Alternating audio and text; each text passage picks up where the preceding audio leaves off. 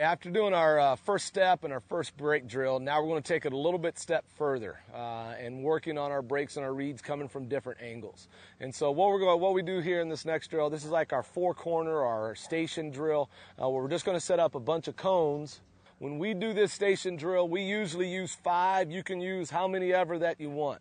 But what's going to happen is we'll start all of our outfielders in one spot.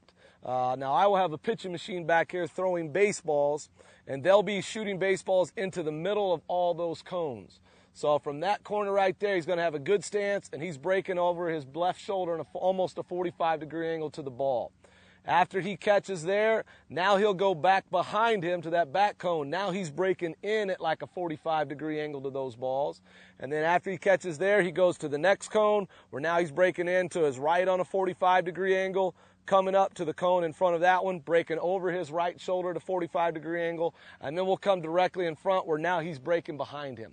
Because the one where you're breaking going behind is the most difficult one to get to. So we want to make sure that he's getting up and over his head, doing a good job with his breaks back. But as I said, you can put in as many cones as you like. You can put him in so he's coming from the side, coming directly in, whatever it is that you want to be working on.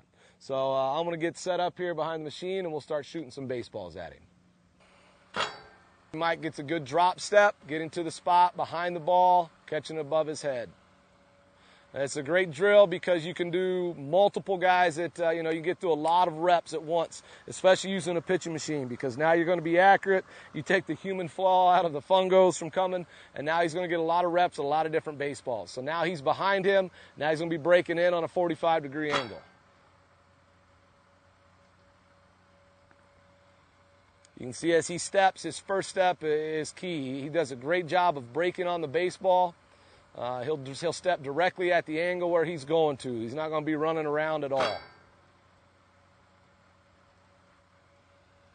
Once again, just catching the ball above his head, getting to that spot.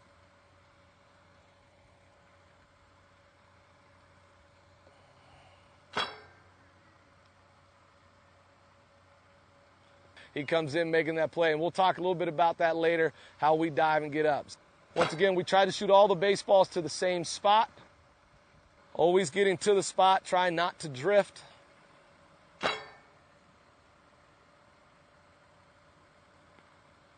And from this drill now, as I said, you're working baseballs coming from all different angles. So he's getting breaks in from the corners, getting breaks in from the angles, over his head.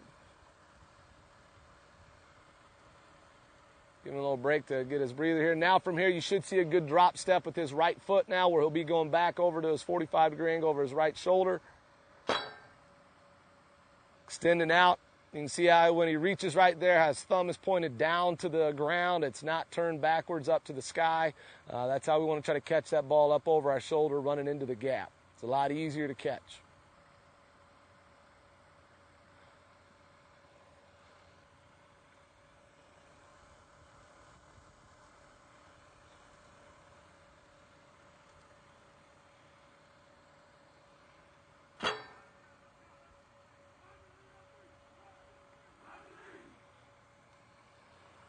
Doing an excellent job of getting those jumps. You can see by doing this drill, you can have guys set up at all the different cones. Everybody works on one cone, then goes to the next. So now you're getting a little break in between. With one guy out here, he's working pretty hard. Okay, now we're going to go directly back up over his head. He wants to try to break with his gloved foot up over his head, and he wants to try to get to the spot.